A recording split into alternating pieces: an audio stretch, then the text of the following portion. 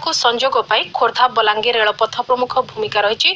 खोर्धा बलांगीर रेलपथ कार्य शेष करने डेडलाइन सरी आसुची हेले निर्माण कार्य शेष हो पारुनी। बाधक साजिची जमी अधिग्रहण।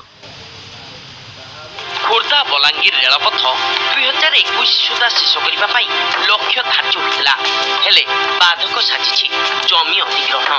1993 मसीह खोर्धा बलांगीर मध्य 289 जमी रेलपथ पाई मंजूरी मिलता। गत 24 वर्ष मध्य मात्र 65 किलोमीटर रेल धारणा काम सरी। तेणु धार्य समय मध्य अवशिष्ट काम सरिबा नहीं आशंका सृष्टि होइछि। नयागढ़ नुआगाँव 27 किलोमीटर जमी अधिग्रहण होइछि। सोमपुर ठारे जंगल जमी छाड़देले नुआगाँ पर्यंत काम चली। नुआगाँव दशपल्ला और दशपल्लू बाणीगोछा मध्य जमी अधिग्रहण एपर्यंत हो पारि नहीं। नयागढ़ जिले में जमी अधिग्रहण काम मंथरता लगी रही।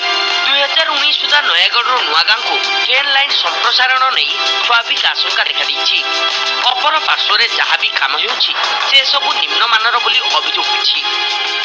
पर्यंत संपूर्ण काम हो पारनी। संपड़ा जंगल जाए काम चली। संपड़ा जंगल ठू आगू काम बंद अच्छी कि सेपटू जंगल जगह थी जंगल जगह चिन्हट हो पारनी काम हो पारना। 2018 लास्ट हो भी काम चलला भाया जना पड़ना। अन्यपटे रेलपथ निर्माण कार्य नहीं राजनैतिक दल मध्य कादुओ फिंगा राजनीति आरंभ होइछि। केंद्र पर्याप्त राशि देइथिबा बेले राज्य सरकार खर्च न करि पारि टंका फेरी जाउछि बोली कहिसंती बीजेपी नेता। एपटे बीजेडी नेता कहउछंती केंद्र सरकार राज्यवासी को मुआ मुआउछंती।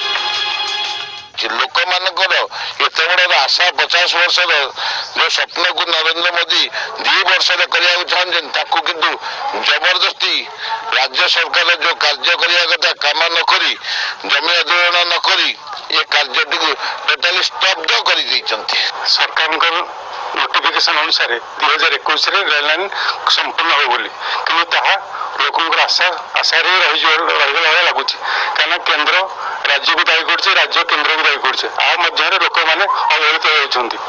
जो रेलवे लाइन कर बहुत निम्नमान काम कर जो जगह गोटे गोटे रहा कथा पैसेंजर हॉल्ट ताकि रेलवे विभाग भुआ बुलाऊ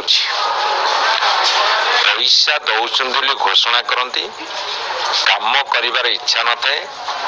4 जन जेई को ट्रांसफर कर नहीं गले खोर्धा बलांगीर रेल रास्तार जमी अधिग्रहण बाहाना देखी काम न करने चक्रांत कहीं पाखे पैसा ना घोषण पैसा अच्छी जी जमी अधिग्रहण कर काम कर सारतु जो बीजेपी शासित राज्य अच्छी से पैसा खर्च करूँ अन्य राज्य में बाहाना देखी काम न करूँ।